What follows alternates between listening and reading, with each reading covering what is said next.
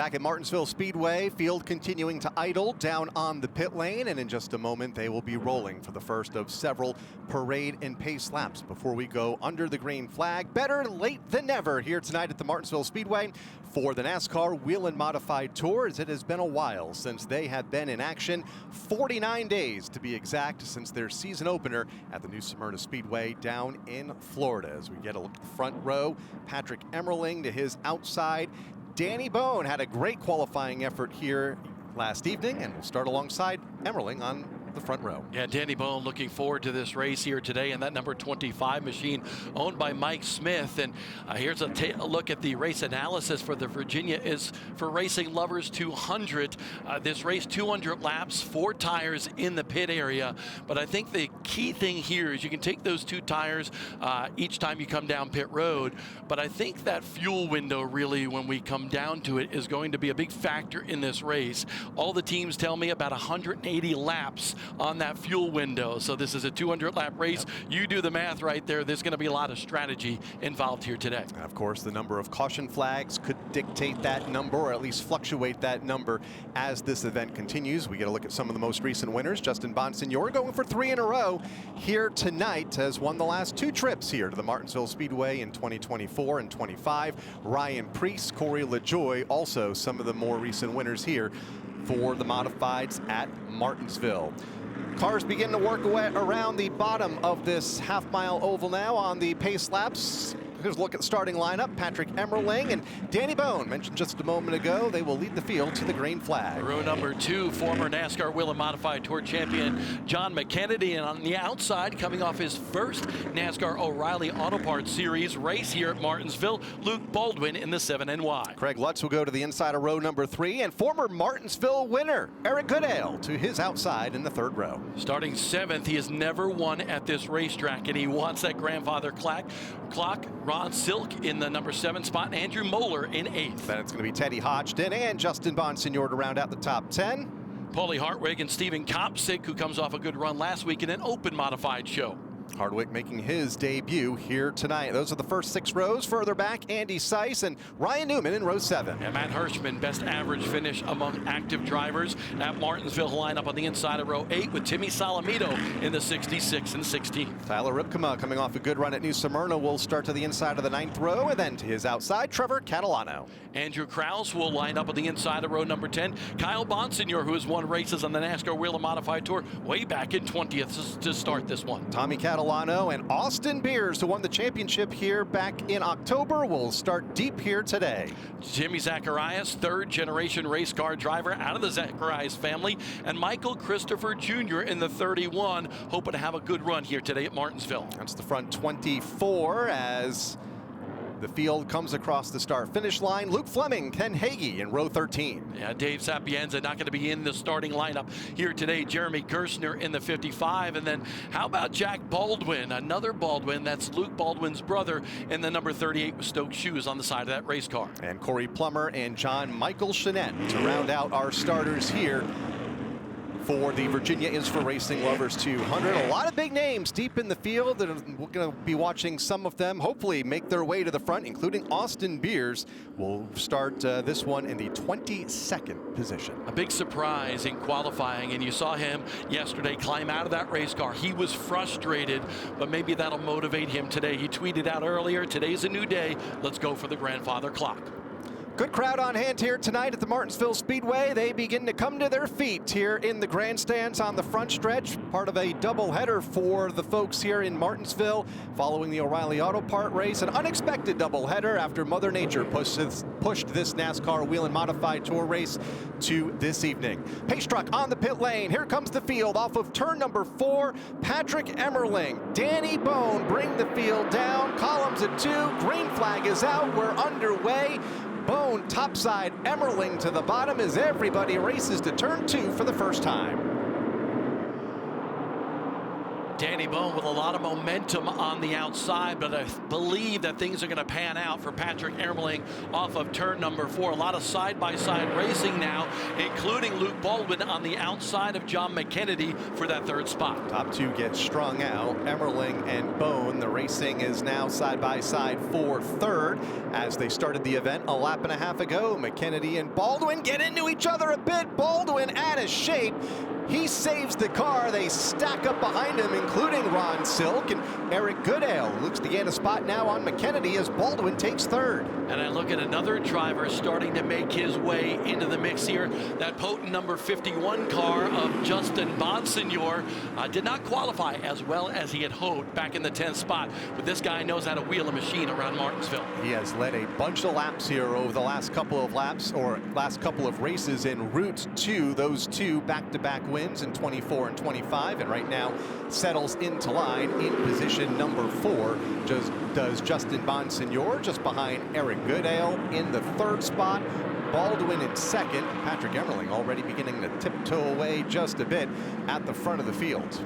You see the 58 of Eric Goodale, definitely not the right scenario for him yesterday in that first practice session. That rear end locked up on that race car.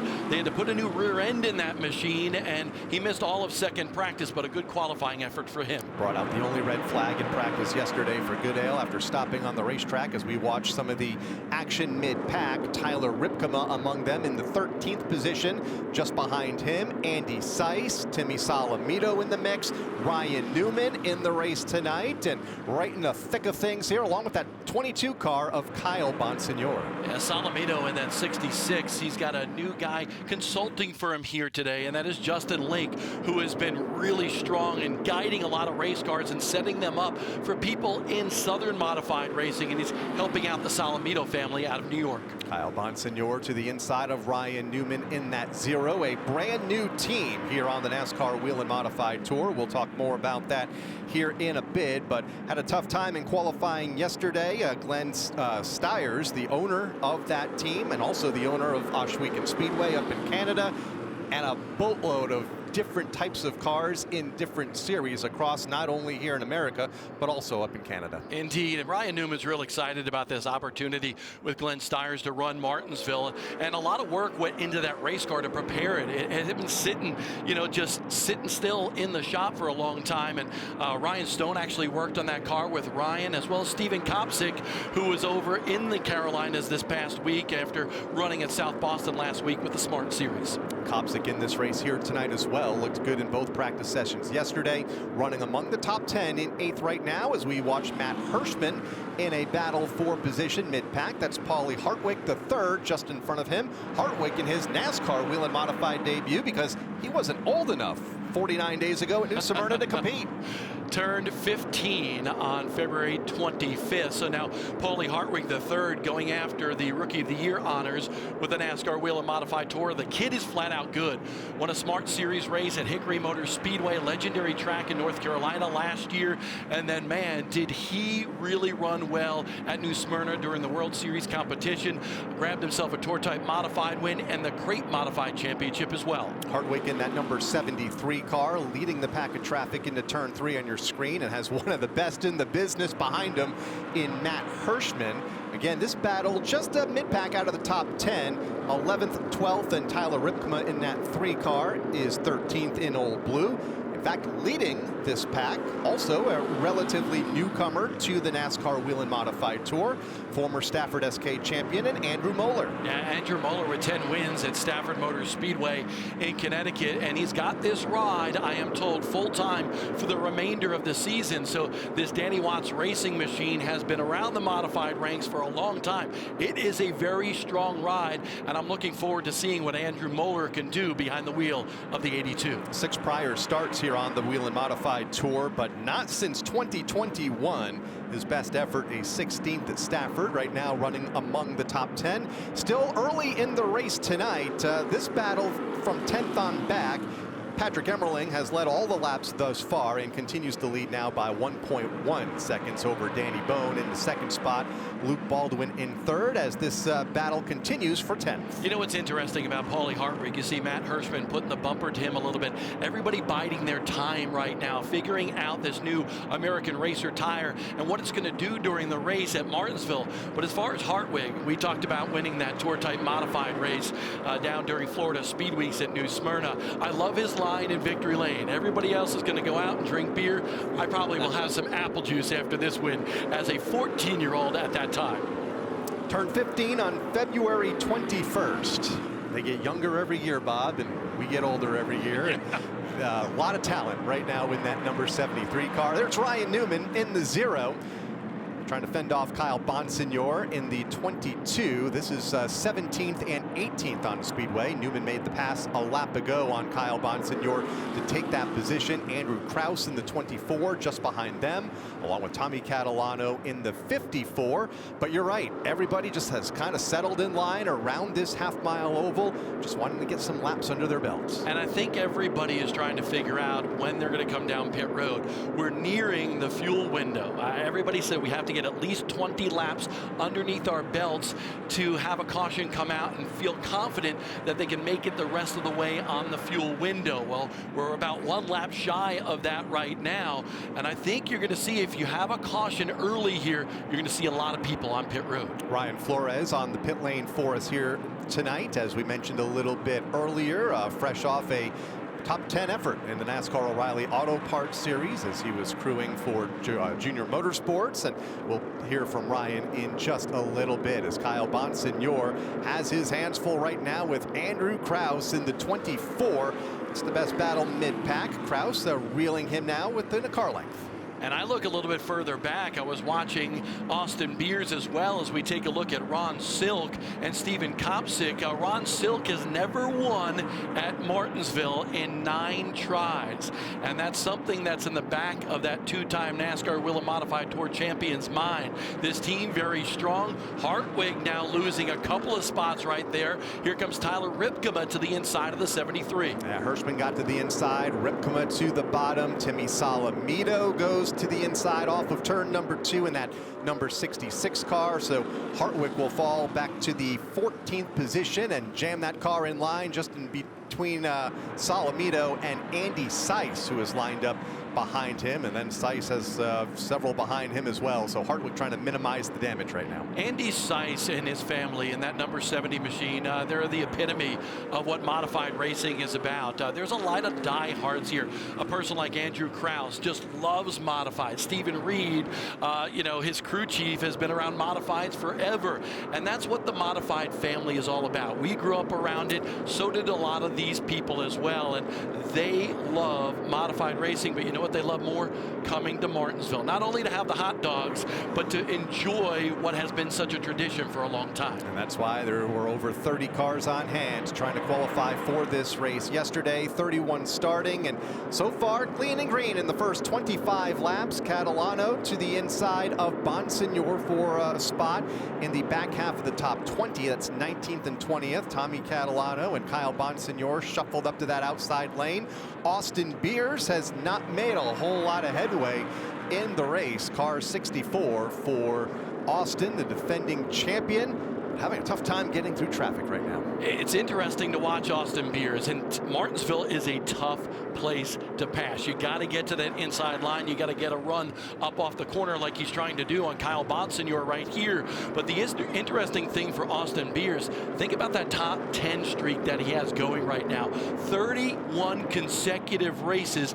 This kid, a chip off the old block. His dad, Eric, was so good for so many years, and Austin Beers hoping to continue that top 10 streak in Tour races today at Martinsville. Has not finished outside of the top 10 since a 26th place effort at the Richmond Raceway back in 2024. That's why he was the champion last year. Consistency pays, and trying to get back to that consistent form here tonight for Austin, and has a long way to get there. 21st right now, but a long way to go. 170 laps to go when they get back to the start finish line. But As we say that, it's about to lose a spot. Here comes the 31 to the inside. Michael Christopher Jr. going to run the full season here in 2026. Goes to the inside, but there you see some of the numbers on Beers. Yeah, Beers is just a natural talent behind the wheel of a modified. Had a great opportunity in the race for the seat program as well, and did well in that program. This kid is going places. I know Dale Jr. has talked about him in the past. The kid has so much talent, and as I was mentioning, his dad, Eric Beers, was such a good modified racer for such a long time. This kid was a student of the game. I remember him as a young tot just coming to the racetrack, watching his dad, absorbing everything, learning everything, and that's why he is now so good behind the 64 car. Ron Juhas really doing a good job at making sure this car is right for Austin each and every race. Ron Juhas, a former driver in his own right here on the NASCAR Whelen Modified Tour, helped guide Austin to the championship a year ago, but right now Austin just hanging on to the top 22. Lost the 21st position last time, or I guess 2 laps ago now, to Michael Christopher Jr. in the 31. Christopher in turn reeling in Kyle Bonsignor in the 22. All of this action about 12 seconds behind Patrick Emmerling, who has led all the laps thus far, continues to lead and continues to open it up. 1.3 seconds back to Danny Bone, but keeping an eye on Michael Christopher. About to dive to the inside of Kyle Bonsignor. Christopher, another driver that has come out of the Stafford Speedway up in Connecticut, runner-up last couple of years in the SK Modified Championship run, and be nice to see him full-time here on the Tour in 2026. It is exciting to see him get this opportunity. Think about it. This is only his 11th career NASCAR Whelen Modified Tour start. He's got that victory, but he has an opportunity this year to do something that he's never done before, and that's run for a championship. This is a good team. Matt Hirschman behind the wheel of that car last year, and Michael Christopher Jr. I saw his dad, Mike Christopher, yesterday. We got a caution on the racetrack. Caution is out for a solo spin off of turn number 4. It looks like Ken Hagee in that number 18 car, the 58-year-old from Calverton, New York. Loops it off of turn number 4, trying to get it righted, but there's a lot of traffic coming to his outside right now. But once the track is clear, he will catch up to the tail end of the field. Minimal, if any, damage for Ken Hagee, a long-time Tour veteran. At my home track as well, a modified veteran, a winner at Riverhead Raceway in Long Island, New York. And Ken Hagee, again, one of those drivers that you could say is the epitome of the NASCAR Whelen Modified Tour. Comes out to all these races, doesn't necessarily expect to win, but wants a good top 10 run. Maybe he could break into the top 5, and they pour a lot of effort into that 18 machine. The Whelen caution lights are on. Whelen, the official warning lights of NASCAR, trusted to protect first responders. And it looks like there might have been a little help for the 18 to go around, and I believe that was Craig Lutz in the 46 who had to start at the rear end of the field here today. So that puts us under the caution flag for the first time after 36 green flag laps. To open up tonight's Virginia is for Racing Lovers 200 for the NASCAR Whelen Modified Tour. These races, we've seen them go with minimal yellows. We've also seen some rough and tumble events, and you were talking about pit stop strategy a moment ago. Well, pit road is open, and here come all of the leaders making that left-hand turn to the bottom. This is exactly what Patrick Emmerling's crew chief, Dale Hedquist, told me he was going to do. If he gets, within over 20 laps in this race, they were coming down pit road. They were going to fuel up that car, maybe change one set of tires. But I believe that number 1 team with Dale Hedquist and Patrick Emmerling think they can go the rest of the distance on just 2 tires. They're not going to take the full allotment if they stick to their plan. But right now, just fueling that race car. Patrick Emmerling not taking tires. You can see the same with Kopsick behind him. Matt Hirschman the same just in front of them in that 60 car. Emmerling the first car down and away as everybody else tries to get out of their pit stall and avoid contact on the pit lane as they make their way out onto the racetrack. It looks like one of the big gainers, Stephen Kopsick, in the 21 car, gained a few spots on pit road and comes off as second, as we'll reset the field for you in just a moment as everybody slots into their restart line on the backstretch, unless they, of course, elect to come back in on the pit lane, because they can come back in now and take tires. And that's the unique rule with the NASCAR Whelen Modified Tour. You can come down, you can take fuel, and then you can come back down, take a set of tires. If you want all 4 tires in one caution period, you can come down for a 3rd time and take those tires as well. So it's a safety rule that the NASCAR Whelen Modified Tour does. Save some teams some money as well. Kyle Bonsignore among those coming back on the pit lane. We'll reset the field for you when we come back to the Martinsville Speedway. 40 laps complete here at the Martinsville Speedway, and under the caution flag for the first time in this event, after a spin by Ken Hagee off of turn number 4, put us under the yellow. A clean start. Everybody has come to the pit lane.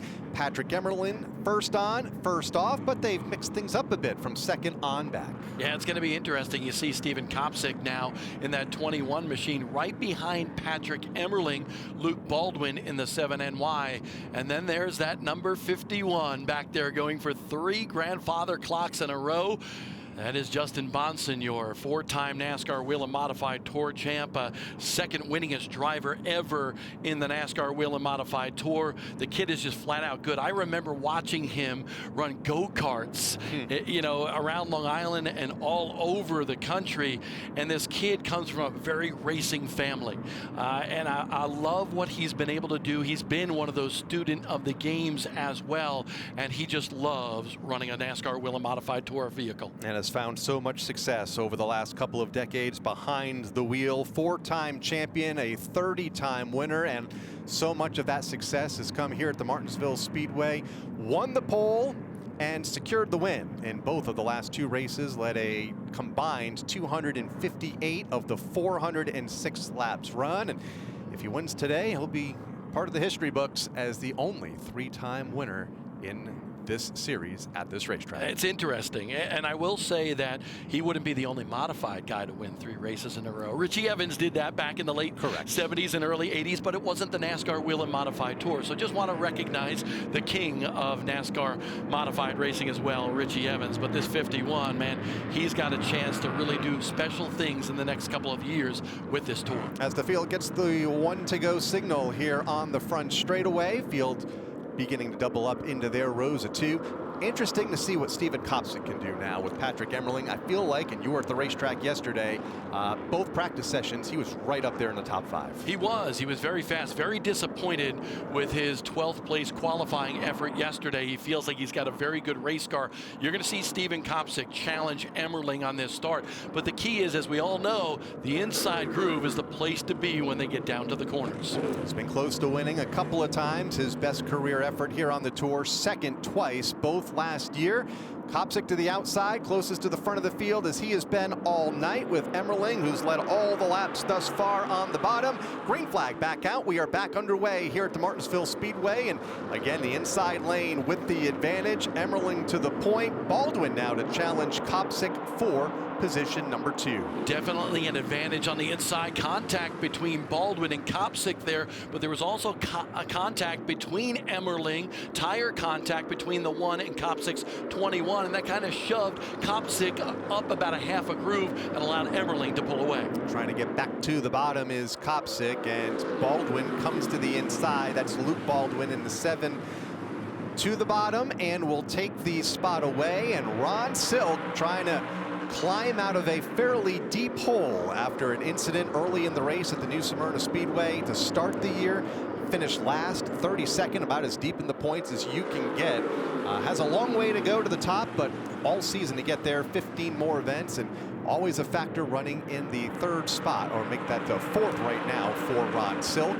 Just in front of these ongoing battles for position, there's Teddy Hodgson to the inside of Eric Goodale. Timmy Salamito in the 66 getting bounced around just a bit off of turn 2. And you see how quickly Timmy Salamito in the 66 comes down the racetrack. Once he was clear behind Teddy Hodgson, everybody knows you want to be in that bottom groove, even though Eric Goodale is making a good run on the outside of Salamito in the number 58. And by the way, we're running springtime NASCAR Whelen Modified Tour racing here at the Paperclip. First time since 2021, and guess who won there? Eric Goodale. Absolutely. One of 3 former winners here at the Martinsville Speedway in this race here tonight, and Goodale stuck up in that outside lane right now trying to get to the bottom, or is he? We'll find out here. Here comes Kraus to the inside in the 24. Goodale in 12th, Kraus in 13th. Paulie Hardwick, car number 73, just outside of the top 10. And looking to gain ground on Kraus as we get a look at the front of the field. Battle for second, hot and heavy. Kopsick on the rebound. A little contact there with Baldwin off turn 2.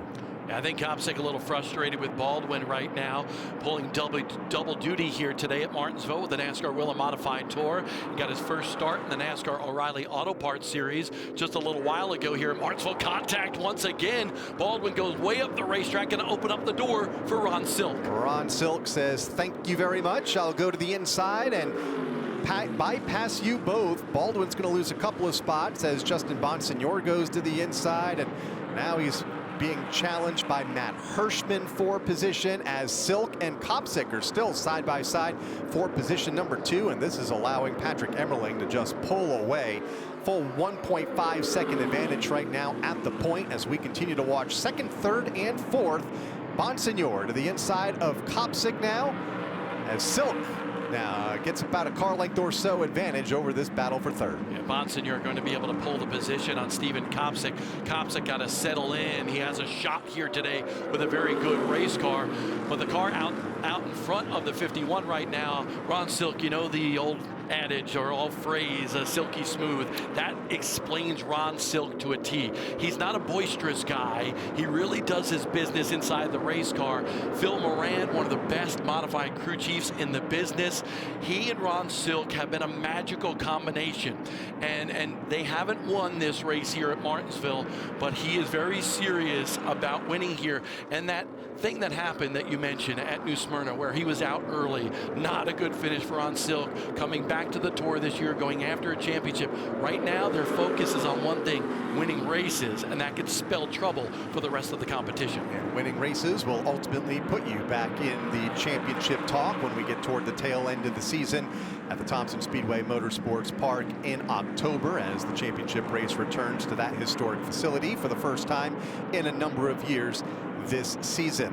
Here's Eric Goodale in a race for position mid-pack with Trevor Catalano. Goodale able to make the pass up the back straightaway just a moment ago. That's just outside of the top 10.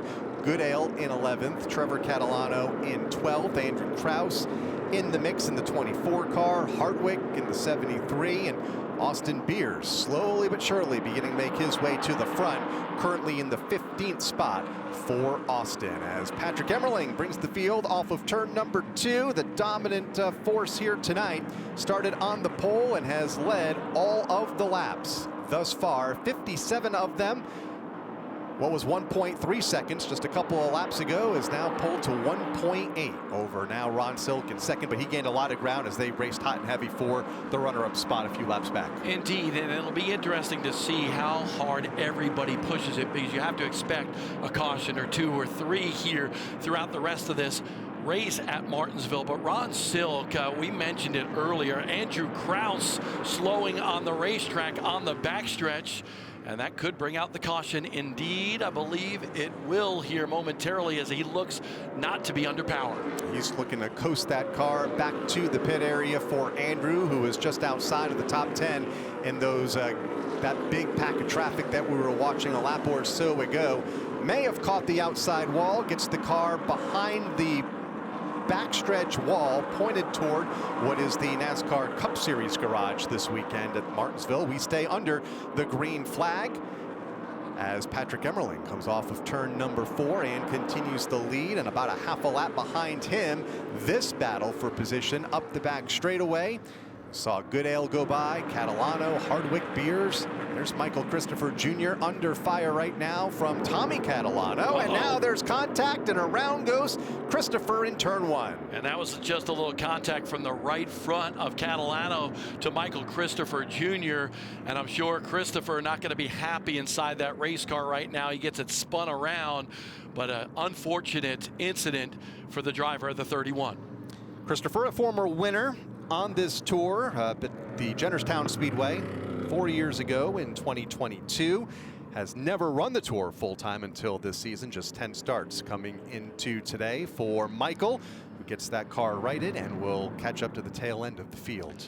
Got a chance to speak to his dad yesterday, Mike, and that must have been fun. He's intense for sure. Here's a look at the replay, and see Catalano just drive down in there. Hard to tell what exactly happened. Just two guys racing for similar real estate in turn number one.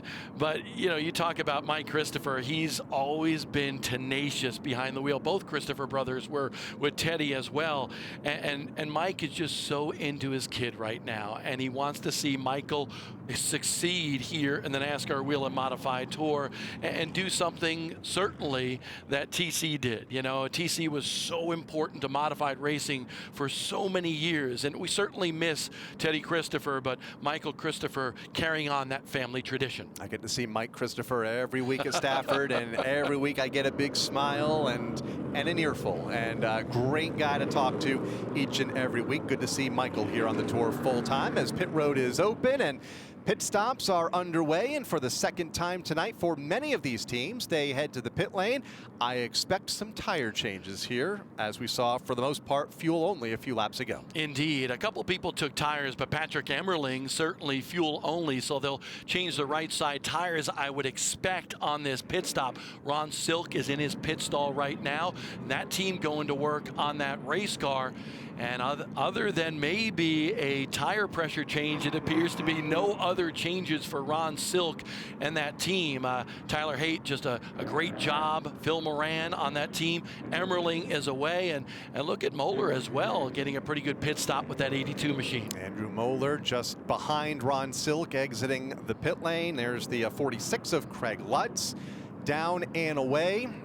He will exit pit road as well here, as just about everybody taking tires, but not everybody came to pit road. So for the first time tonight, some new faces toward the front, and it's not going to be Patrick Emmerling who's going to be mid-pack. This is where it gets interesting, because you're going to have comers and goers. The guys with the new tires certainly going to be charging hard, and we'll see if with these new American racers, the guys that didn't come down pit road, whether they can hold on and be steady, because we understand it's a very consistent tire. Ryan Flores with us here tonight on the pit lane. I know pit road, Ryan, has been busy these last couple laps. What do you have down on the pit lane in the infield? Oh, it's been busy all day long. There's like 10 pounds of stuff stuffed in a 5-pound bag here at Martinsville. The Cup cars, the O'Reilly cars, and the modifieds, and nothing has gone out. So it's been a lot to get around and talk to everybody, but really just trying to listen to what these tires are doing and what these teams are planning on doing. We saw everybody take fuel. We saw the 25 car take rears. But some guys are talking about doing 3, some guys are talking about doing 2. They don't know if they're going to use their full allotment of 4. So we'll see how it all works out. But talking to Eric Beers, Austin's dad, he says that these tires tend to not really wear, but heat cycle out. So we'll see who plays it right tonight. All right, thank you very much, Ryan, down on the pit lane. And now a developing story for Patrick Emmerling, who is shown 9th on the leaderboard, but that's about to change, Bob. Commitment line violation upon entry into the pit lane, and now we have a tire that has come off of one car, bouncing down the back straightaway. And it looks like it might be the right rear on Paulie Hartwig III's machine. So that team, something happening when he came down pit road, quite possibly, maybe not getting the lug nuts tight enough. I'm not sure, obviously, but that's what you would think after a round of pit stops here. And now Paulie Hartwig III, battling for the Rookie of the Year honors with the NASCAR Whelen Modified Tour, tries to get going. You see the sparks coming out from the back of the end of that race car. He obviously is missing that right rear tire. And the tire nearly clipped the pace truck off of turn 2 when it came off and got our attention up here in the tower, and the car stopped on the back straightaway, and you can see him working his way down to the pit lane. Not a good debut for Paulie Hartwig III as he makes his way to his pit stall. -1 tire for Paulie. So a lot happening here. Again, to recap, Patrick Emmerling will go to the rear of the field after leading so many laps early in this event due to a commitment line violation. And Paulie Hartwig on pit road now, Ryan Flores. Yeah, I talked to Paul Hartwig Jr., his father, and crew chief Bobby Geiger earlier today, and the thing that they were most concerned about, they weren't really concerned about Paulie's driving. He's got a lot of driving on dirt, asphalt, and especially in these modifieds, but they were worried about the live pit stops. They don't have to do this on the tours or the weekly racing they've been doing before. So you see that the NASCAR Modified Series is the only regional series that has pit stops. So this is an added layer for this brand new team, and we'll see how they come back from it, but it looks like the wheel was not tight. The hub is still intact. We'll see how they handle this. And the rear end is certainly cattywampus on that number 73 right now, and that's what I had feared, because he dragged the components on this concrete and pavement around Martinsville Speedway coming to pit road, and I believe something is amiss in that rear end, because you saw it swinging left and right. That car is not aligned, so bad break for Paulie Hartwig III making his Tour debut today. He knew something was wrong immediately from pulling out of his pit stall a moment ago, and now has come to a stop on the pit lane. We'll need some assistance behind the wall as we get a look at it. Right there off of turn number 2, just as he exited the pit lane and re-entered the backstretch, the tire comes off, bounces off the outside wall, and goes bouncing down the backstretch. And usually when you see something like that, you saw the hub was intact. It could have been some loose lug nuts and Paulie trying to get off a pit road, and it just snapped. And that's unfortunate for Paulie Hartwig. His dad, his mom, they pour their hearts into their son's career. Remember, Paul Hartwig Jr., he retired last year down at New Smyrna Speedway to put the full spotlight on his son. This kid's going to be good. He's got so much talent behind the wheel, but this is going to be trouble for him here today at Martinsville. Trouble for Patrick Emmerling as well. We talked about the commitment violation onto the pit lane, and he will restart unofficially right now 23rd, as he will be one of the final cars on the lead lap. We'll get a look at the violation here, coming to the pit lane and caught that orange box just a bit upon entry with the right front tire, and that's the violation that's really gonna put him in the hole here. Indeed, you got to be inside that marker right there, and that was key for Patrick Emmerling. You see he ran over it. Actually, I believe had the tire outside of it just a little bit as well. So Patrick Emmerling, his strategy now completely changes. Remember, he was going to take tires and stay out there, but who knows? Maybe he comes down to take those other 2 tires a little bit later on in this race. And the angle he was at trying to get to the pit lane, how hard is it to see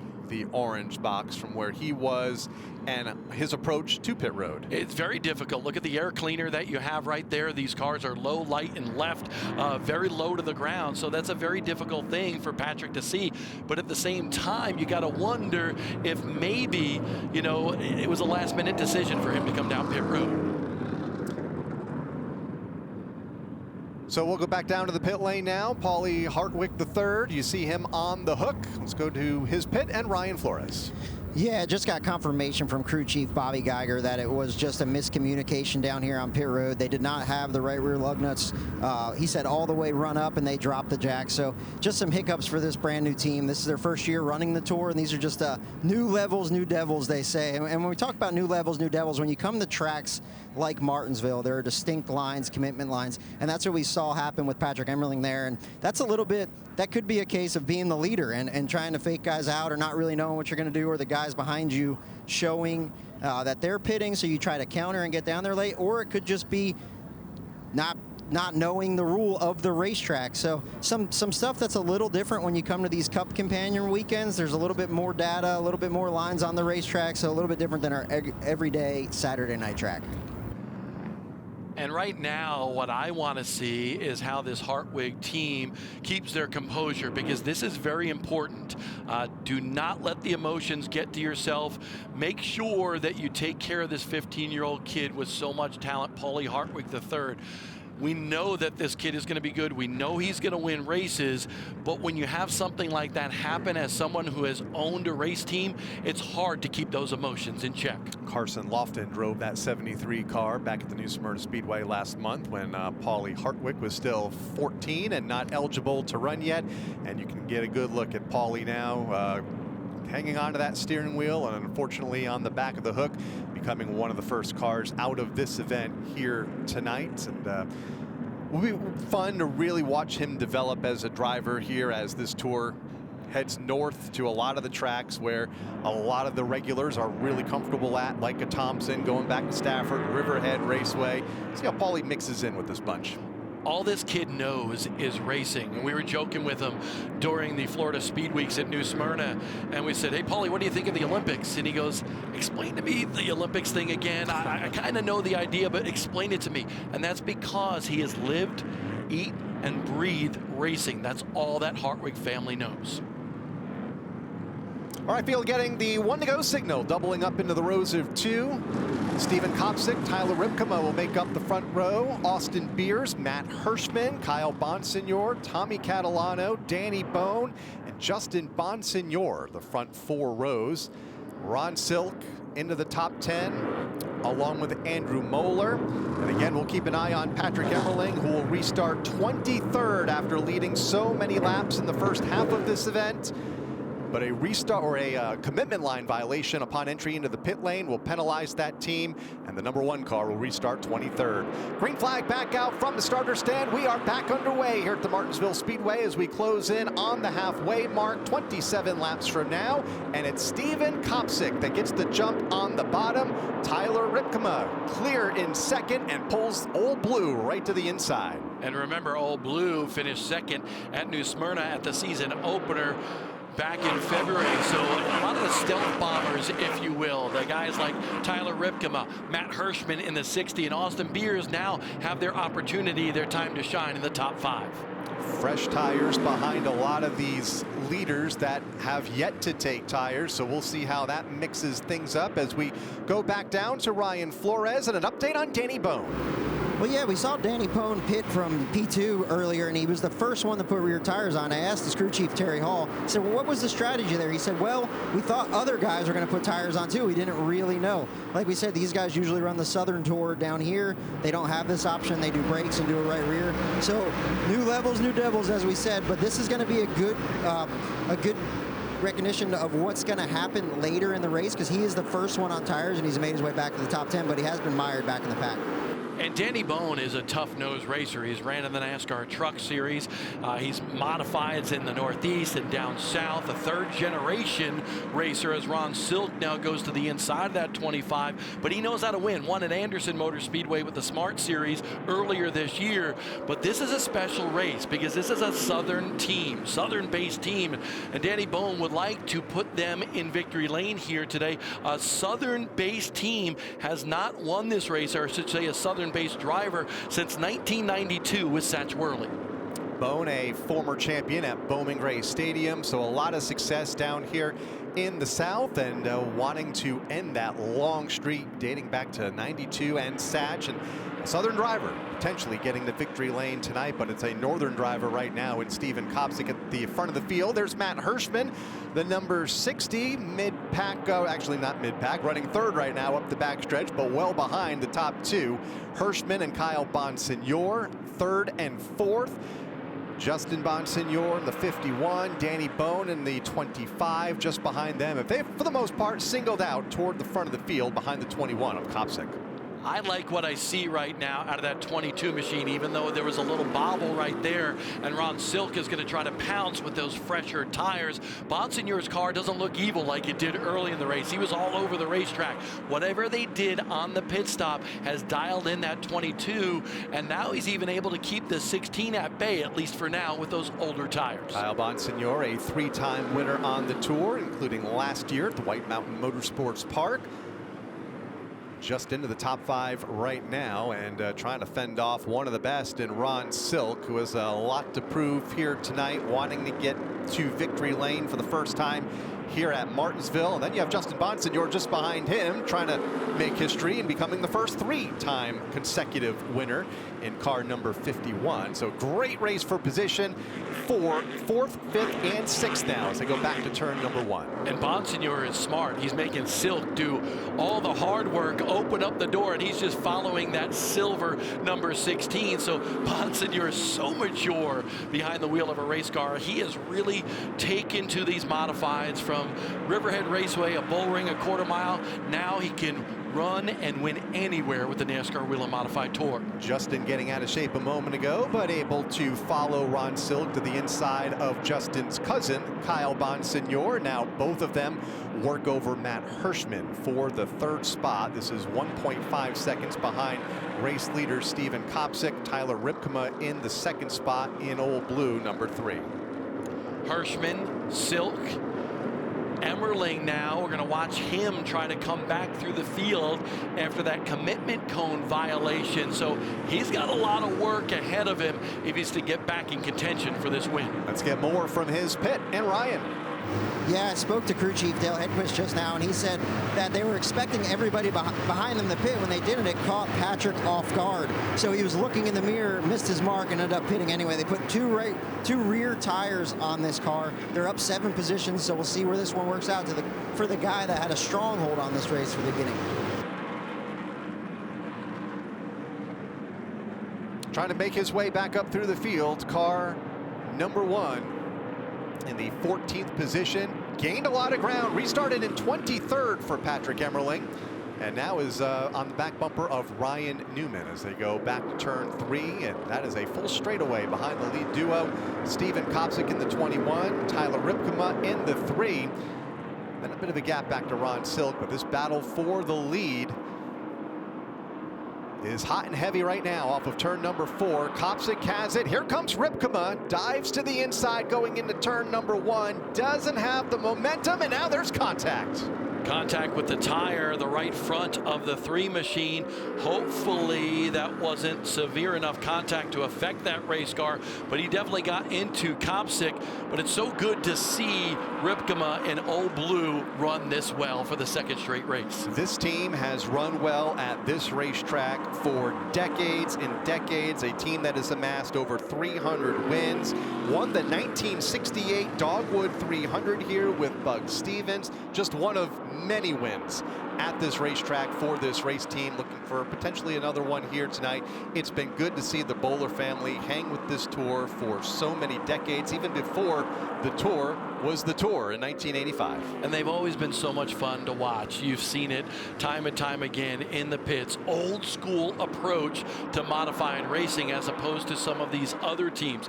Kopsick now getting a little bit of an advantage over that 3 car. I don't know if Tyler Ripkema is trying to figure out if that right front after that contact is okay, but he's lost some ground to the 21, and Ripkema a pretty good shoe as well, you know, with so much success in the Race of Champions series as well as here on the tour. Should mention that NASCAR Cup Series driver Ryan Preece is also won here at Martinsville in that car.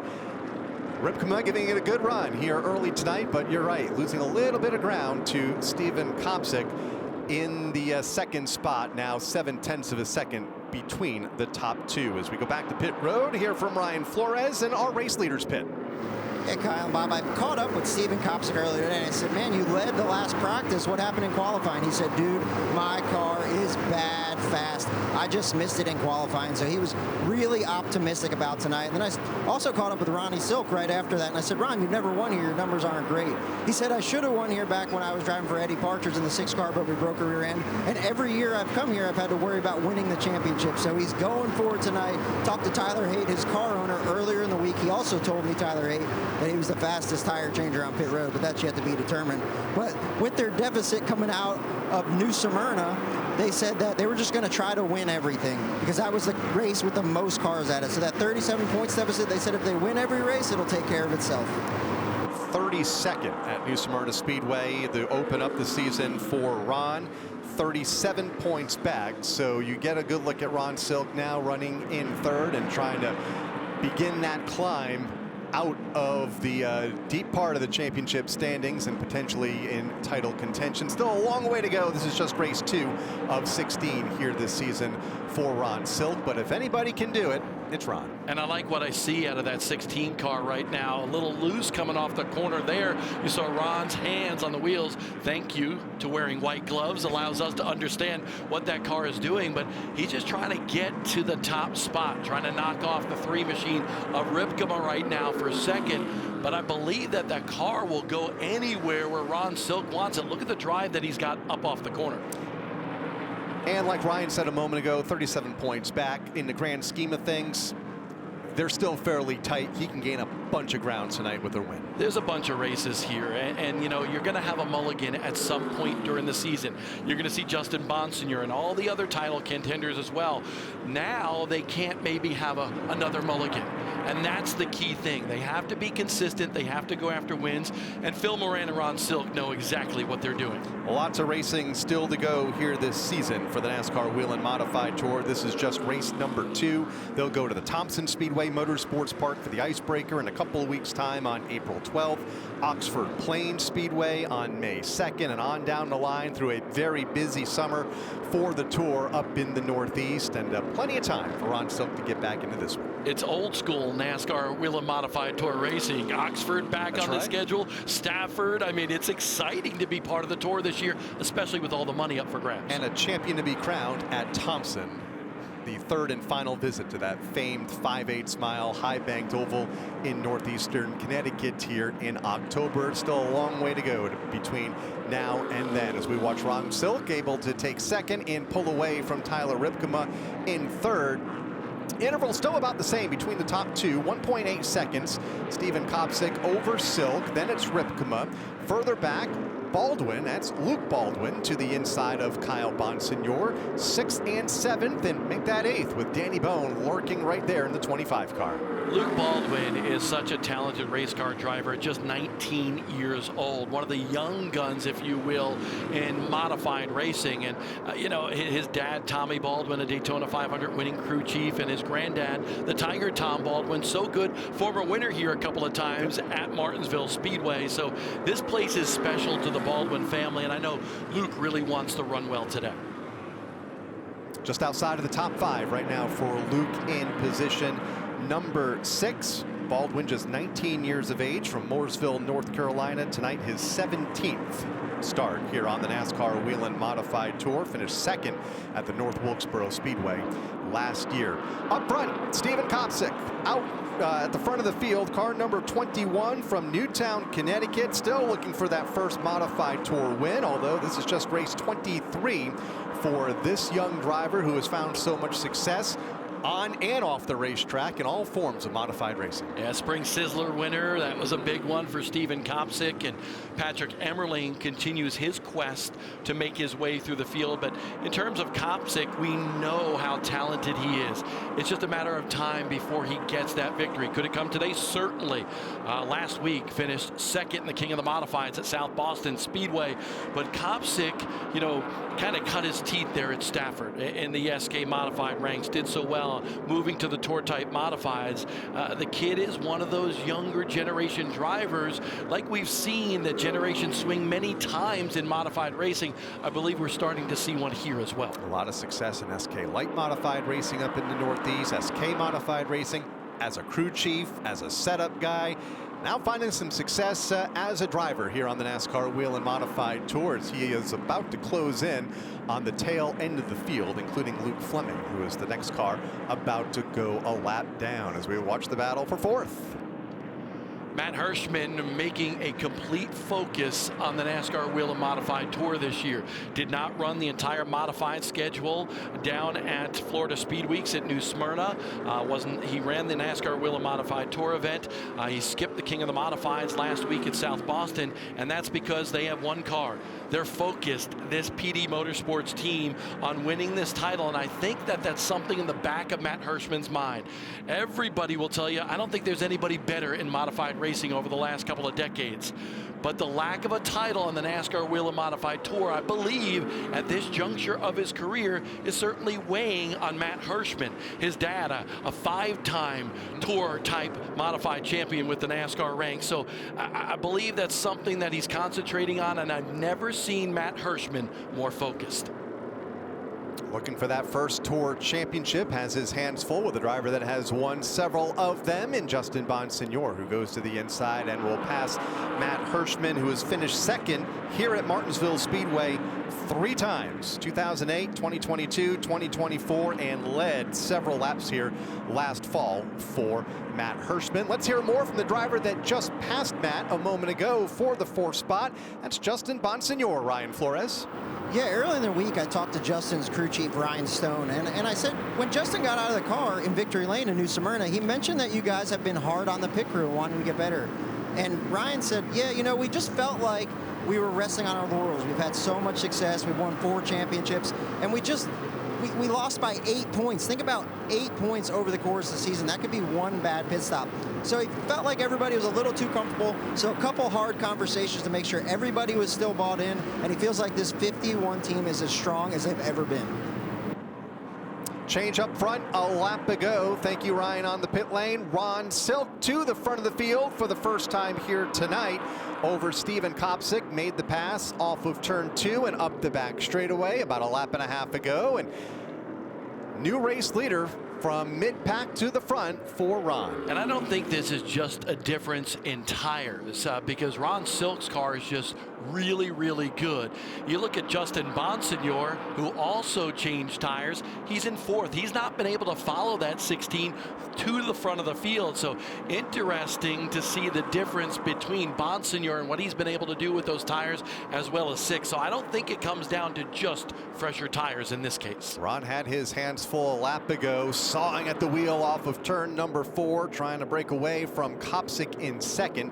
You mentioned Justin Bonsignor, still 4th among the top 5, but 3.7 seconds back as the race leaders are really strung out right now. Silk out front by 2/10, and you see it on your screen right there. That equates to about 4 car lengths on the racetrack. Back to Kopsick in 2nd, Ripkema in 3rd, unchallenged in that spot. He is all by himself in old blue. Then it's Justin Bonsignor and Luke Baldwin, 4.3 seconds behind race leader Ron Silk right now. Baldwin in that 5th spot.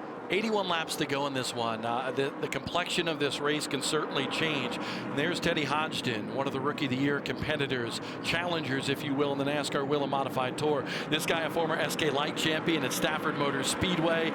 Just a darn good kid. Great family as well, because his dad's a crew chief on this car. And remember, they ran at Martinsville last year and had a good run, you know, approaching that top 5, and then obviously had, you know, everything just kind of fall apart at the end of the race on how that race played out. But Hodgson is a talented race car driver. We've seen him run well in Tour Type Modified racing during speed weeks at New Smyrna, Stafford, you name it. This kid's got a lot of talent. Nearly got a top 10 at the New Smyrna Speedway last month, finished in the 11th position. Right now, mid-pack has his hands full with Timmy Solomito. That's 13th and 14th. Solomito in the 66, but Teddy has really matured as a driver the last few years. Picked up that SK Light Modified Championship at the Stafford Speedway.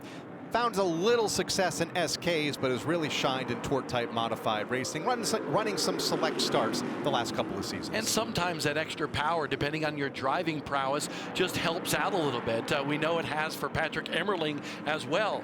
He is a Tour Type Modified driver. Success, 3 championships in the Race of Champions Modified Series. Coming over to the Tour, he's got all the victories. Now wants the championship as well, and he's starting to gain a lot of spots in this race. Emmerling up to 8th after that penalty, so this car is running well. Ryan Flores? Laps are winding down, though, and Patrick Emmerling tearing through the field, just ran the fastest lap of the race that last lap. But is he going to run out of time? That's what everybody's wondering down here. The strategies are so mixed up. With only 75 laps to go and the field a little bit strung out, you can see the tension building down here on pit road. Dale Hedquist atop this pit box.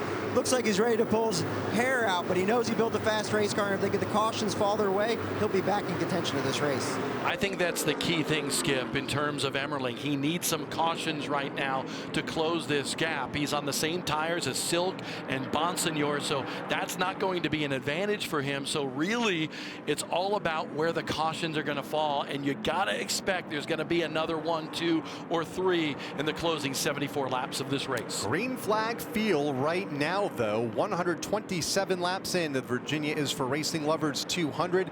Just 2 caution flags for 18 laps have slowed this event, both for minor incidents on the racetrack. Keeping an eye, though, on Patrick Emmerling. His climb to the front restarted 23rd. He is well into the top 10 right now, running in the 8th spot. But 7 seconds behind the car on your screen right now, and a boatload of lap traffic off of turn number 2.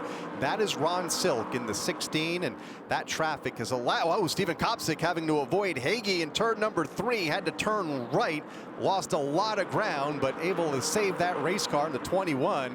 That really allowed Silk to drive away.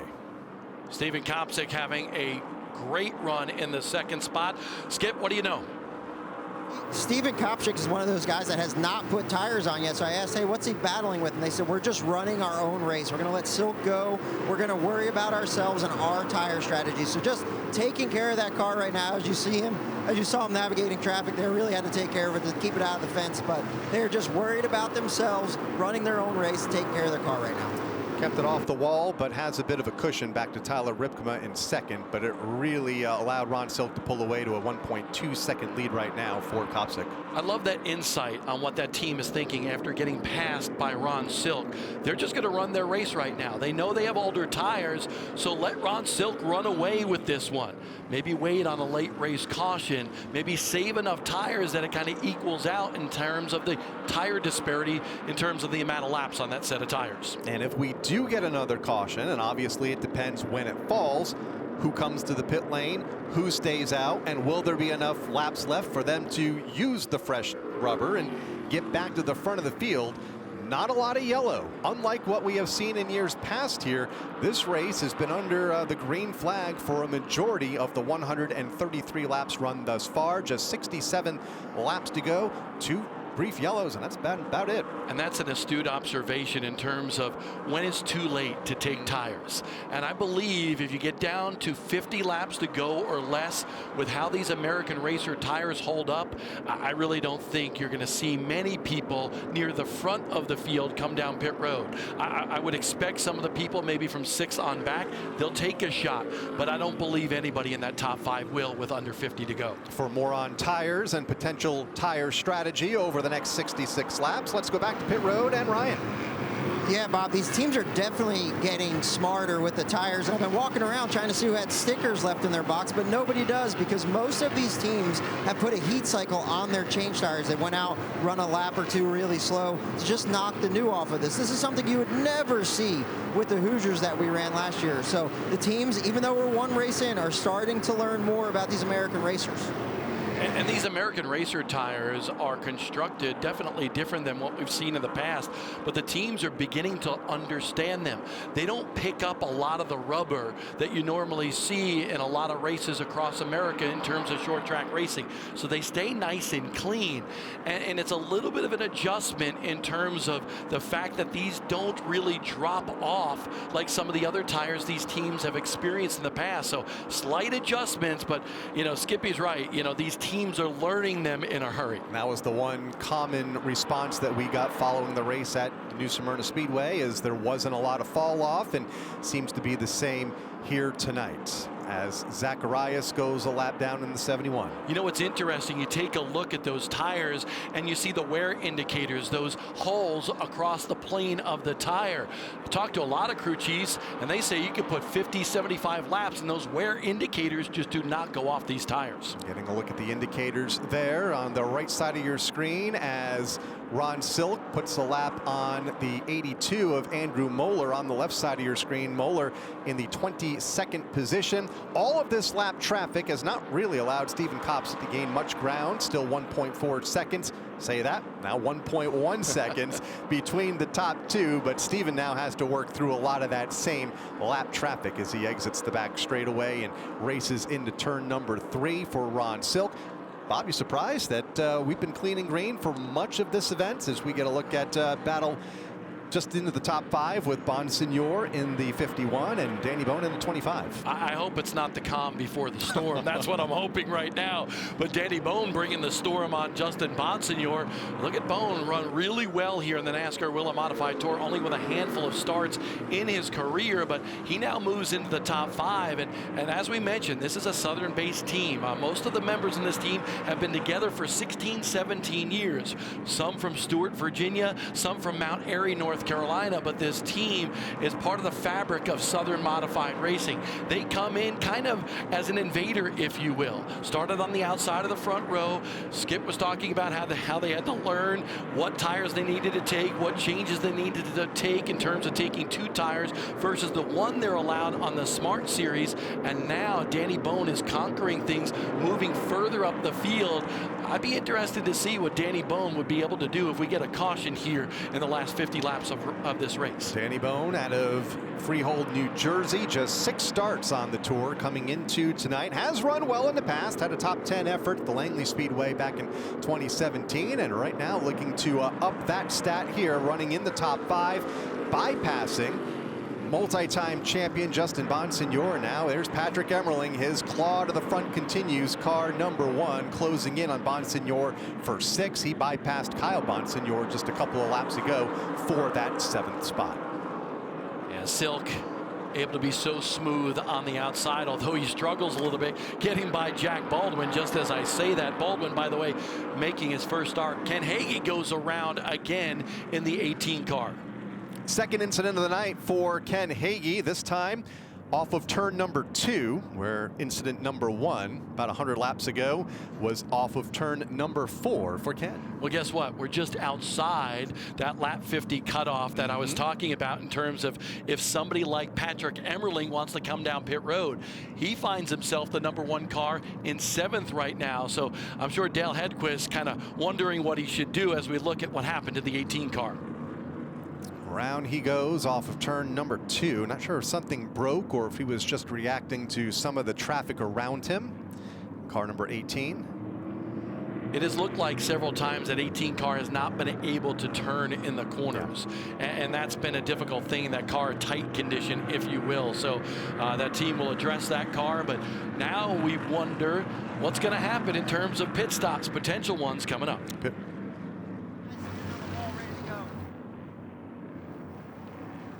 So pit road remains closed as Hagee makes his way onto the pit lane.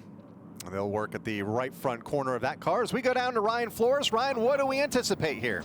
A lot of teams on pit wall with tires in hand, so I anticipate at least all these leaders that come down and put 1 or 2 tires on these cars. Some of them even talking about doing 3, both right sides and a left rear. So it's going to be a mixed bag here to finish this race in Martinsville.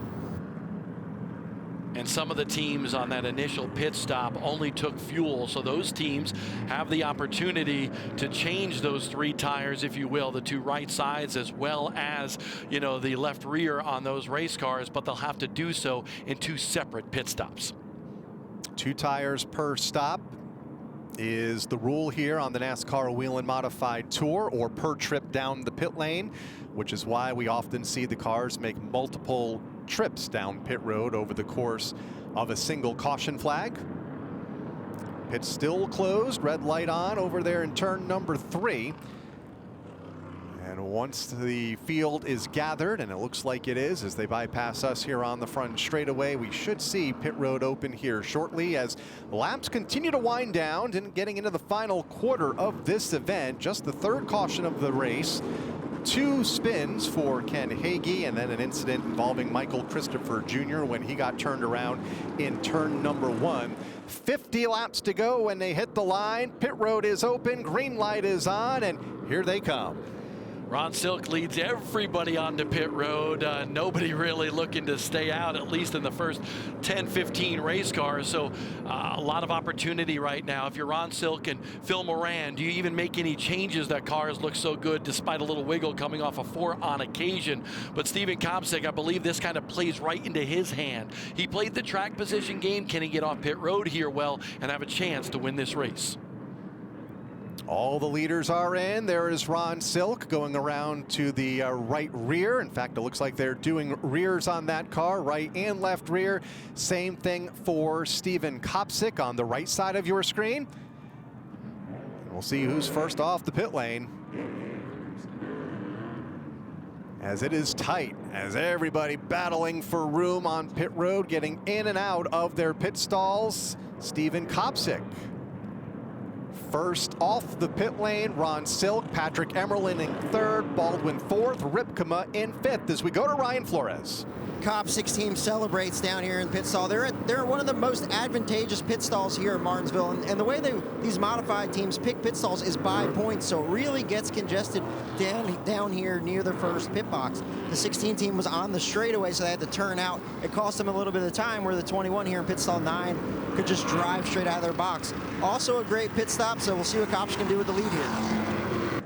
This will be interesting. Kopsick, you got to expect he's going to be on the bottom groove here. You have Ron Silk that'll be on the outside. And you know, will Ron Silk be able to keep the momentum on the outside to challenge for this win? Or will he tuck behind him and look for a mistake out of that young driver behind the wheel of the 21? Which is Steven Kopsick. Car number 21 has been out front for a lot of the second half of this night. Has looked good all weekend. Was one of the fastest cars in both practice sessions yesterday. He leads now with 48 laps to go in the Virginia is for Racing Lovers 200 here at Martinsville Speedway.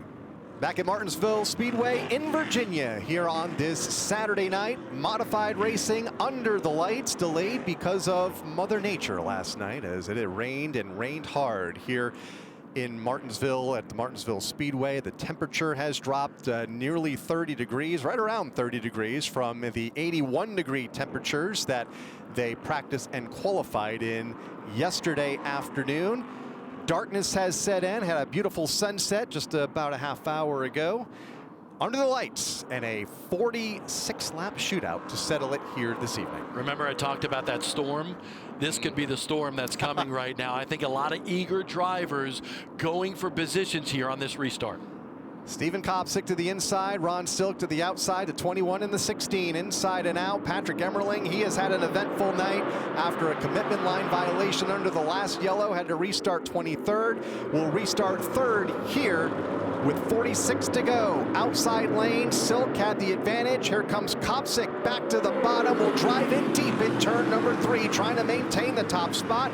May have been a bit of contact there among the top 2. A little bit of a nudge by Steven Kopsick on Ron Silk, and that's exactly what he needs to do. If he has the opportunity, just ride that 16 up the track a little bit like he did right there to get the advantage. Steven Kopsick back to the lead at Martinsville. Now Silk just trying to hang on to second, but here comes that one. Patrick Emerling, the fastest car of the night and has passed the most here this evening. Gets another one here up the front straightaway to the inside of Ron Silk with Luke Baldwin there in third. Silk right now just hung up in that outside lane and going backwards. Luke Baldwin trying to pick up some spots. He's right behind Ron Silk, actually gets around Ron Silk right there, and there's Tyler Ripkema with the 16 as well. But Luke Baldwin, what a good run for him, Skip. Luke Baldwin, always so fast. One of the fastest young modified drivers in the country at just 19 years old. A two-time Smart Tour champion already. And they lost 7 spots on their first stop. Tommy and the boys were pretty upset down here, but they were able to just lose one there and keep them in the race. They did rear tires this time, right sides the first time. But I asked his mom, Beth, I said, hey, hard hit in his O'Reilly's debut today. What happened? She said that he lost brakes in that number 5 car. And I asked if he was okay. She said his left side's a little bit sore, but he's okay. Happy to be back in his modified and going after a grandfather clock tonight. That incident happening early in the NASCAR O'Reilly Auto Parts Series race here early this afternoon for Baldwin, who's running in position number 3 right now. There's that hit driving for Chris Hettinger earlier today, and a huge hit for Luke Baldwin. Entry into turn number 3. Like Skip said a moment ago, had the mechanical woes entering the corner. Car snapped around on him and caught the outside safer wall at a ton. You need brakes at Martinsville, and look at this. We got a couple of cars, including a championship contender, John McKennedy in the 79 and Teddy Hodgson in the 05, bringing out the caution with 40 to go. Just to the right of the start-finish line, those two tangled off of turn number 4. Teddy Hodgson moving around in his race car. You can see the frustration for Teddy Hodgson and that broken left front suspension on that 05 machine. For John McKennedy, he had a good qualifying effort yesterday at Martinsville in the 79 car. McKennedy, one of the most underrated drivers in America. The guy just knows how to win, and he's done so on the NASCAR Whelen Modified Tour, former champion. He's done so in the Tri-Track Series, MRS, where he's a former champion, but he also wheels super modifieds really well as well, a former ISMA modified, super modified champion. 9 championships for Jonathan McKennedy between super modifieds and tour type modifieds. So McKennedy in the 79 involved in this incident. There he is as the helmet comes off. Wheel has been popped off and he is set to climb out. Just saw Teddy Hodgson climbing out of his car, the rookie that we talked about earlier in this event.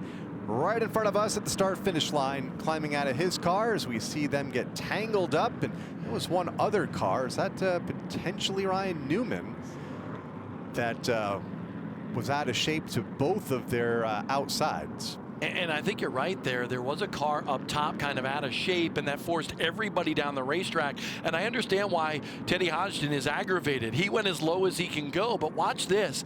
You see, actually, I believe it's Trevor Catalano, possibly, that was a little bit out of shape, and that forced McKennedy as well as Hodgson down the racetrack. Ryan, what do you got? Yeah, I just asked John's team what happened there, and he said he just got sandwiched. And with these modifieds and these open wheel cars, they have so much tire that when you hit tires, it's not like being in a fendered car where you just bounce off each other. Sometimes they grab, sometimes it knocks the wheel out of your hand. So you don't really know which way you're going to go. It's all about placement.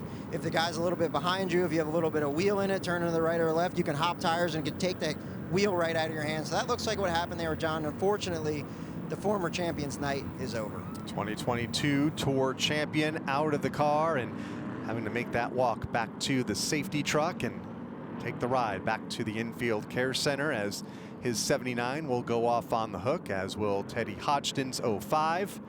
As they continue to chat here on the front straightaway, there's Teddy's car heading back to the infield here.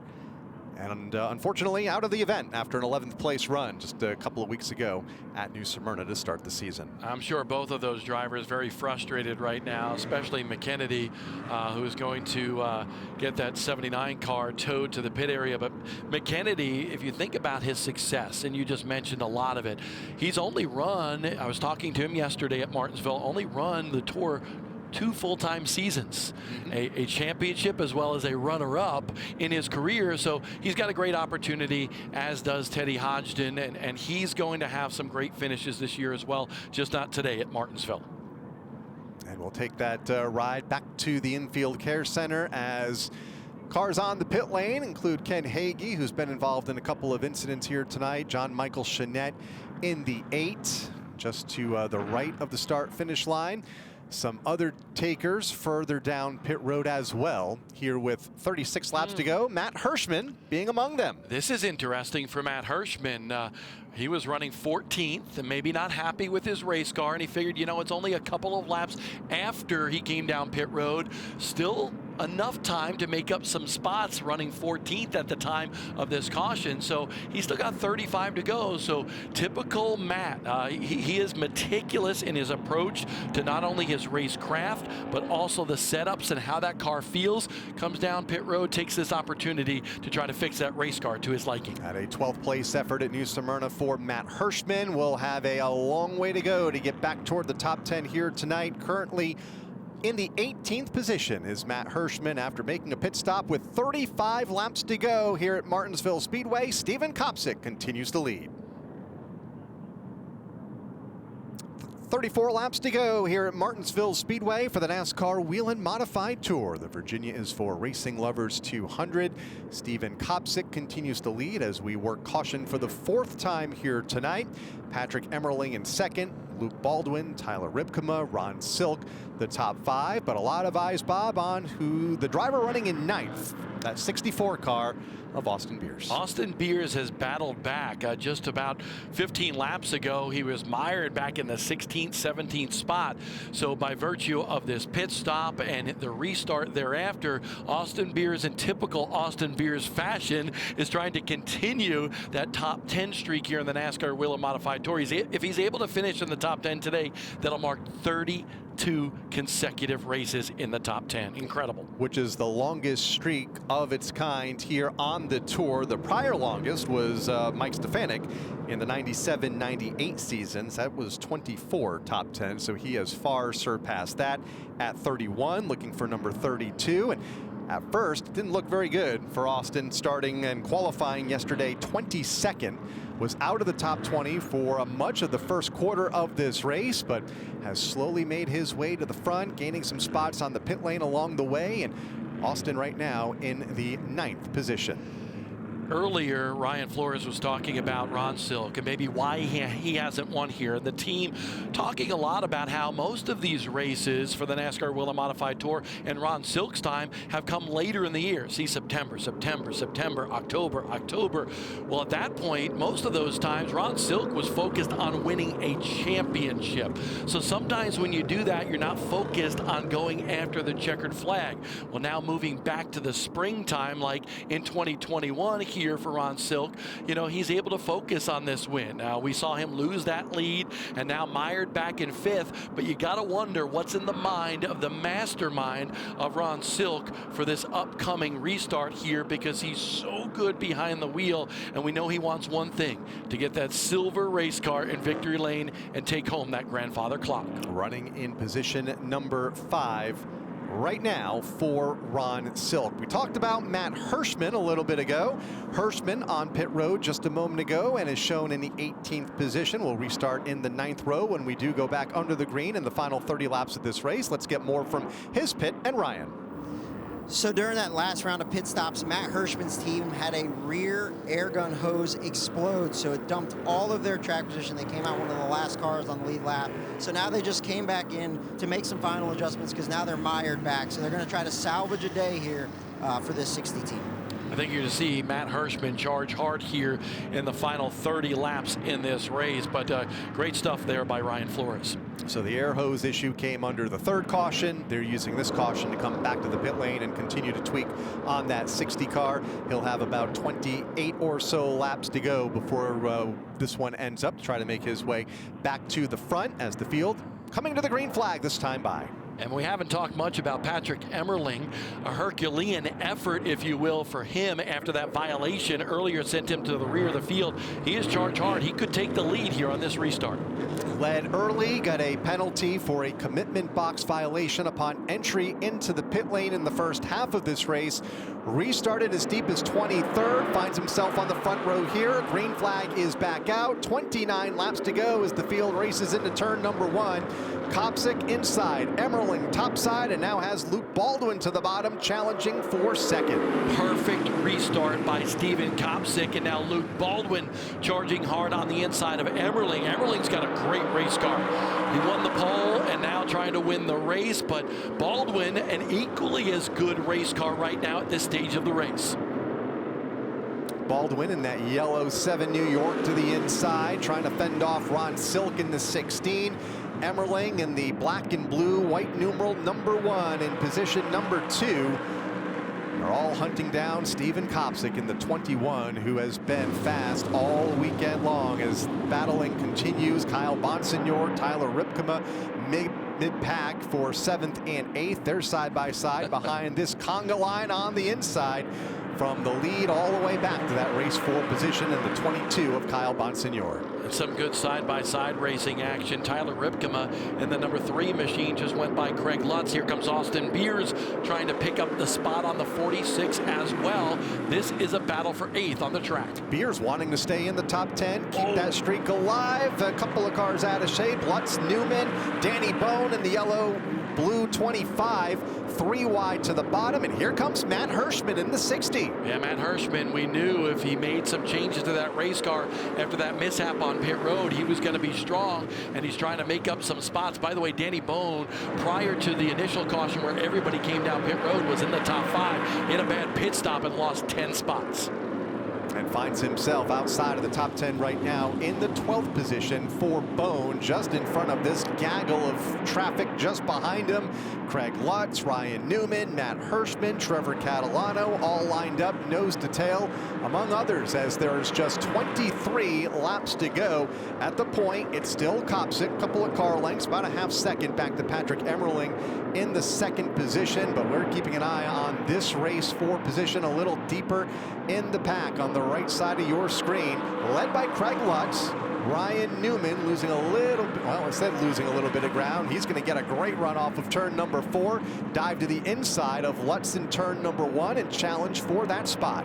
Yeah, 13th spot up for grabs in that Glenn Steyer's Zero machine. Ryan Newman, first time he's behind the wheel of this race car, trying to learn it all weekend long, and he's having a time trying to get by Craig Lutz in the 46. Former Daytona 500 winner has found his home in the modifieds the last couple of years, and running well here tonight out of the top 10. Right now 14th for Ryan in this new team to the Tour. Really beginning to hunt down Craig Lutz for that spot as we go back down to Ryan on pit road. Yeah, guys, I actually caught up with Ryan Newman earlier today here in Martinsville, and I said, Newman, you've won 3 times here in the Cup cars. What's the biggest difference between running a Cup car around Martinsville and a modified? And in true Ryan Newman fashion, he said, I don't know, it's just faster. Newman sometimes got that little sarcasm in him a little bit, but he loves modifieds, and he's wheeling the car on the inside of Lutz. Lutz has been all sorts of out of shape in that 46 car the last couple of laps. Trevor Catalano trying to come along with Newman as the Zero gets the spot. And Lutz may get freight trained here if he can't get that car back to the bottom of the racetrack. Here comes Catalano to the inside, follows Newman by on the bottom. Matt Hirschman is next in line. Michael Christopher Jr. on the rebound after that early race spin in turn number 1. Here comes Christopher in car 31 to the inside, trying to pick up the spot just into the top 15. That is 15th and 16th on the racetrack right now as they exit turn number 2 for Michael Christopher Jr. Andrew Moeller also in that pack in car number 82. Those two have raced each other in the SK ranks, talking about Christopher in the 31 and Moeller in the orange 82. And now here they are, nose to tail, in the national spotlight on the NASCAR Whelen Modified Tour. And you see what Craig Lutz is doing with that 46 car. He gets off the corner good, but loses a bunch of ground. He's not good in the middle of the corner. Here comes Moeller in the 82 side by side with Michael Christopher Jr. to pick up that spot. So Moeller having himself close to a top 15 run right now. He's just outside that mark. Into the final 15 laps for Steven Kopsick, who continues to lead and drive away at the front of the field as we continue to watch this hot and heavy racing mid-pack behind Craig Lutz, Andrew Moeller, Michael Christopher Jr., Jack Baldwin in the mix as well, as they have singled out about a half a lap or so behind Kopsick, who is on the left side of your screen and already making his way back to the start-finish line. 13 laps to run as Moeller now closes in on Craig Lutz for the 16th spot. I've been watching the gap between Kopsick and Emmerling, and it has grown by over a half a second in the last 5 laps. So that 21 is now dialed in for that young driver. Let's get more from his pit and Ryan Flores. The tension is definitely building down here in the 21 box. But Steven Kopsick, he's never been to victory lane here in the Modified Tour as a driver, but he has been as a crew chief for Chase Dowling, and his crew chief is his father, as we have a caution come out here. Caution comes out for the 5th time in this event for spin up in turn number 2, and Justin Bonsignor got a piece of it. They were racing among the top 5. Luke Baldwin, his second incident of the day. And Bonsignor's going to take that car right to the infield. The drive for the 3 straight victories at Martinsville is over for championship contender Justin Bonsignor with that broken right front suspension. A lot of damage to the 7NY of Luke Baldwin as well. Not as much as the 51 machine, but there is a pair of race cars and drivers that are going to be frustrated after having good runs today at Martinsville. Caught it out of the corner of my eye. It looked like Justin went to the inside of Baldwin off of turn number 2 while racing for 3rd. And contact was made. Ron Silk had just passed Baldwin to take that spot away, and they got together up in turn number 2. Bonsignor tried to fill that hole to the bottom. Baldwin may have come down on him just a bit. Right front of Bonsignor to left rear of Baldwin, I believe, is what occurred over there in turn 2 as we watch Justin climb from the car. And he will not make history tonight after dominating the last 2 NASCAR Whelen Modified Tour races here in Martinsville.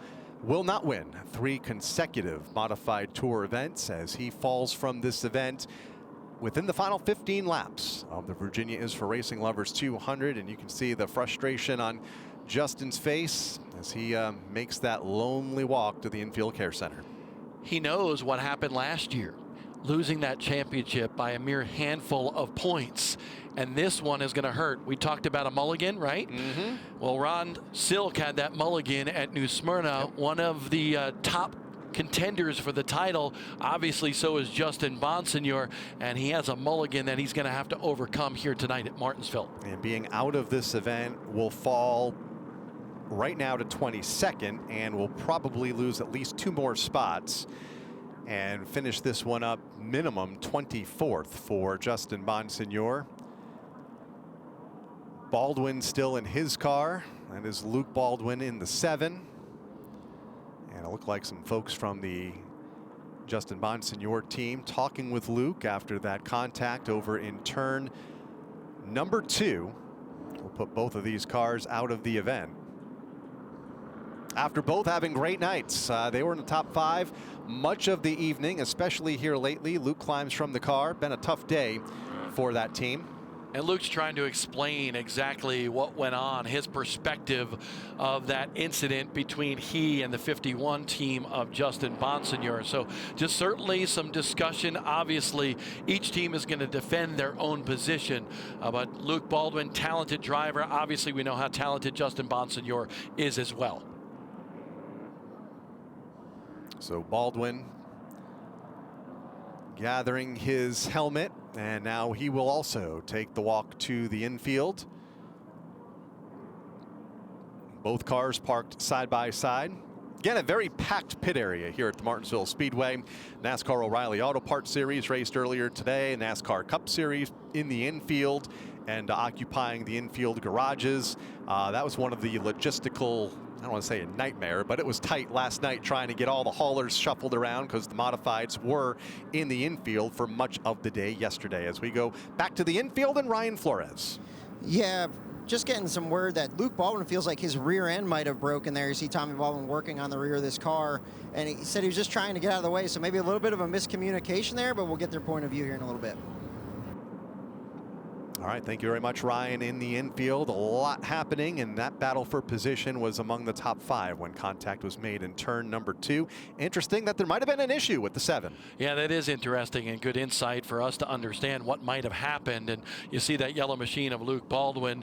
They're trying to make that car head back to the pit road. And by the way, the yellow this year, kind of a throwback, if you will, to Tom Baldwin back in the day. Ran some yellow machines in his career. That's Luke Baldwin's granddad. And today, unfortunately, Luke Baldwin not going to be able to drive to victory lane, but he's got a lot of victories ahead of him in his career as a 19-year-old. Let's go down to Ryan Flores. Yeah, as you can see here on the quarter panel, on the right rear quarter panel of the 7NY, it is full of rear end grease, so definitely rear end issues for the 7 car. All right, thank you very much, Ryan. And you see now Justin Bonsignor being aided, at least the car, into the infield as the Whelen caution lights are on for the 5th time here tonight. Whelen, the official warning lights of NASCAR, trusted to protect first responders. And we're getting down to the end of this one. 6 laps to go in this race. At least a couple of more under caution. This is good for Patrick Emmerling, because he realized now maybe where he didn't get all of what he needed out of that car on the last restart. And he is a guy that learns with each and every lap that is on the racetrack. Steven Kopsick last week at South Boston in the King of the Modifieds had some difficulty in late race restarts. A lot of pressure on that kid trying to win his first NASCAR Whelen Modified Tour event. On the outside, maybe Emmerling going to put a little bit more pressure on Kopsick. 2-time runner-up on the tour is Steven Kopsick, looking for win number 1 here tonight. Patrick Emmerling, a 9-time winner, most recently at Thompson last summer. On the front row here, will it be one of those two coming to the green flag, or will Ron Silk sneak in there? Eric Goodale, haven't talked much about him. He's a former Martinsville winner and will restart in 4th. Down to it, 4 laps to run. Green flag is out. Patrick Emmerling in the outside lane gets the edge into turn number 1, but Kopsick, the shorter way around, has the advantage by the time they get to the back straightaway and will take the lead by a car length over now Ron Silk, who is up to second. Just what the doctor ordered for Ron Silk, able to get back to that second spot. Now he's firmly planted on the target ahead of him, and that is Steven Kopsick. Ron Silk wants a win here at Martinsville. We've documented it throughout this race. Never won here at 9 starts. Could this be the day? They're coming to 2 to go. Here he comes, Ron Silk angling him up off of turn number 4, but can't get the run that he needed to have a look to the bottom of Steven Kopsick for the lead. It's Kopsick by a car length. Silk right there in his tire tracks, up the back straightaway into turn number 3, looking for the white flag, this time from Sean Whelen. Ron Silk's got to set him up going into turn number 3. Maybe a slight little bump by Ron Silk is something we could see, but he's got to get the momentum coming off of turn number 2 to be able to make that run. Up the back straightaway for the final time for Steven Kopsick into 3. Silk tries to get to his back bumper. It's not enough. Down to the line. Checkered flag is out, and Steven Kopsick picks up his first NASCAR Whelen Modified Tour win, winning the Virginia is for Racing Lovers 200 here at Martinsville Speedway.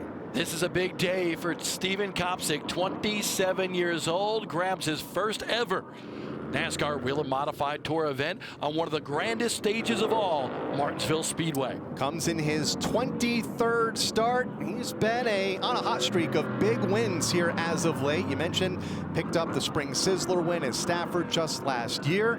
Now a winner here at the Martinsville Speedway, and will take home a grandfather clock.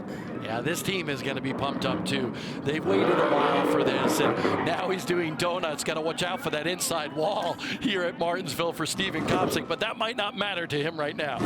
Inside burn may have saved him from getting to the inside wall, and now gets the car fired back up. As the rest of the field pulls out of the pit lane, we will hear from Steven Kopsick and some of the other top finishers here in our post-race coverage. But what a night. He looked good. We talked about it at the top of the show yesterday. Both practice sessions, the most consistent in speed, in short run speed, in long run speed. Ended both sessions in the top 5. Didn't qualify the best, but it was at the front when it counted the most. Great strategy tonight by the 21. Remember, they actually stayed out, played the track position game, and then had that late race caution when everybody else came down pit road to get some tires. So Steven Kopsick, a complete game, if you will. Good behind the wheel, but also good when it counted most in terms of strategy on pit road. Kopsick looking to celebrate here on the front straightaway. Longtime competitor in open wheel modified racing, has found success in SK light modified competition and SK racing back up in his home state of Connecticut, as we see Ron Silk climb out. Not a win, but a good points day for Ron. It is indeed a good points run after that trouble early in the race of the season opener at New Smyrna. But Ron Silk's gonna just sit there and think about this one. Came so close to his first Martinsville win, but this one just slips away this time. Let's go to Ryan. Ron Silk, so close tonight here in Martinsville. What more did this 16 team need tonight? I don't know. I think Steven and I had both really good cars. He beat us out of that pits the last stop, and was able to control the race from there. I got shuffled back to like 5th, but great job by all my guys. Good pit stops the entire night. Really disappointed with second, but happy for my buddy Steven. He deserves it. Yeah, that's a great night for Ron Silk here, rebounding from a last place finish at New Smyrna. To a second place effort here tonight, but unfortunately, Bob, like you mentioned, 10 starts now here at Martinsville, and fall short of a checkered flag after being so close so many times, including tonight. Yeah, what might have been. A lot of that thought is going to go and be thought about this week by Ron Silk and Phil Moran. What could they have done different? You heard Ron talk about the spots that he lost on pit road. Steven Kopsick had a great stop with his 21 team. So Silk will get a grandfather clock someday, just not tonight. But now he's right in the thick of things again in virtue of going after his 3rd modified crown. Let's hear from another former modified winner here at Martinsville. Finished 4th here tonight. Eric Goodale's with Ryan. Yeah, Eric Goodale does not get another clock, but Eric, such a challenging weekend. Your team changed the rear end in this car. What does that mean for this 58 team? Yeah, you know, we've had some turnover on this team crew-wise, and I think we got like 15 laps of practice in the first session. Didn't get to practice in the second session. Had to qualify first, and ended up putting a good lap down and qualifying sixth. So just stayed out of trouble. A little frustrating to be so close there at the end. I think I called for an over adjustment that probably ruined my chance at winning, but to be down here an extra 36 hours and come home with the top 5 definitely makes it a little bit better. A hard-fought day for this 58 team, end up in the top 5. A rear end issue in the latter stages of first practice yesterday. They did not go on the racetrack in practice number 2 or final practice. Qualified 6th late in the afternoon before the rains came. Good run for Eric Goodale. Austin Beers continues that top 10 streak. He is with Ryan. Austin Beers, not a Martinsville clock, but you do continue the top 10 streak. It was a hard-fought night for you. How much are you paying attention to that top 10 streak right now? Well, becoming aware of it, it was pretty surreal to have that. But obviously, you want to build on it, and yeah, I'm all good. Not ruin it once it's said, the announcer's curse or whatever. But to come away with this top 5, this is the team. We gained 11 spots on the pit road. This is all to them. They did an amazing job. Another strong night for this 64 team here in Martinsville.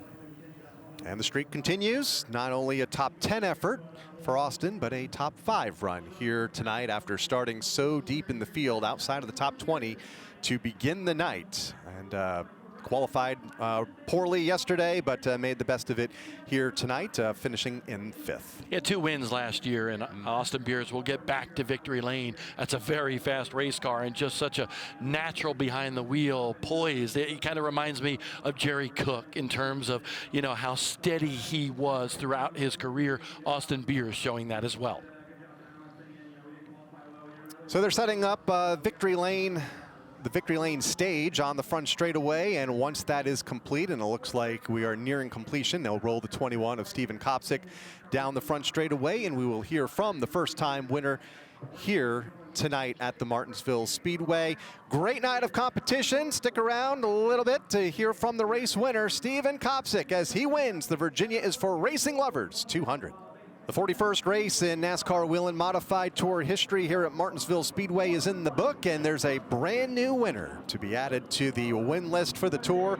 Steven Kopsick, car number 21, making his way up the front straightaway, about to celebrate in victory lane right below us here at the start-finish line. Great night for Steven, a great weekend, and no doubt will be a contender, especially when we go back up north, when we get to a lot of the racetracks that he is very familiar with. And he's got a little special package to take back with him to Connecticut as well. That grandfather clock that you see up on the stage, that will be his, and I'm sure it's going to be someplace prominent in his home. Kopsick set to climb out and celebrate at the start-finish line, and we'll hear from him in a moment. And we talked about some of those races coming up. Next up, April 12th, the Thompson Speedway Motorsports Park. Then it's off to Oxford Plains on May 2nd. First time that the Tour's raced there since 1991. Here he comes, Steven Kopsick, climbing out of the car as a NASCAR Whelen Modified Tour winner, checkered flag in hand, smiling from ear to ear, claiming the first of what I'm sure are going to be many wins here on the NASCAR Whelen Modified Tour. Let's go to victory lane now here on the front stretch and hear from him. And the 27-year-old from Newtown, Connecticut, climbs out of his Troyer race car to the elation of this Tommy Wannick crew. His crew chief, his father, Nick Kopsick. This is a family effort, and Steven has been one of the best modified mechanics. Like we said, he's won as a crew chief, and this is his first one as a driver. Let's hear what he has to say. Steven, you told me to come talk to you. We talked about this earlier, buddy, but you've won some big modified races. You've won on the Tour as a crew chief, but this is your first one as a driver. What does this mean to you? It's unbelievable. I don't know what other words could describe it. Racing against the best guys at one of the Cup tracks, and it's been a long weekend. Everyone's wore out, but they stuck it out. They're the reason we're standing here. All these guys, we cleaned up some things we struggled with last year, assembled a crew this year, and I just can't thank them all enough. I want to thank them individually, but we don't have time. But every single one of these guys is the reason we're standing here. I wish my car owner, Tom Wanick, and his wife, Kayla, were here to celebrate with us. They give us everything we need. Newtown Pool's been with me for 10 years. Creative Racing, Don Barker, Rob Schultz Fuel Cells, Carson Warehousing Logistics, Harry's You Pull It, just everyone that makes this happen. My dad, we wouldn't be here without any one of those guys. If one of those names was missing, we wouldn't be here. So, Well, we talked to Ron Silk, and he was nothing but complimentary of you. But it has to be nerve-wracking for a young man. The caution comes out, and you see that 16 in your mirror. How did you hold him off? I don't know. I mean, I guess at the end of the race, we're all just looking for grip, right? Like, fortunately, I was able to fire up just well enough and turtle the bottom for those two or three laps. And, you know, we're good friends, but it doesn't, you know, he's a competitive racer, and he'd knock me out of the way for the clock, and I'd do the same to him. So couldn't be happier. Most important question of the night. Where are you going to put your grandfather clock? I'm not sure yet. Probably in the shop.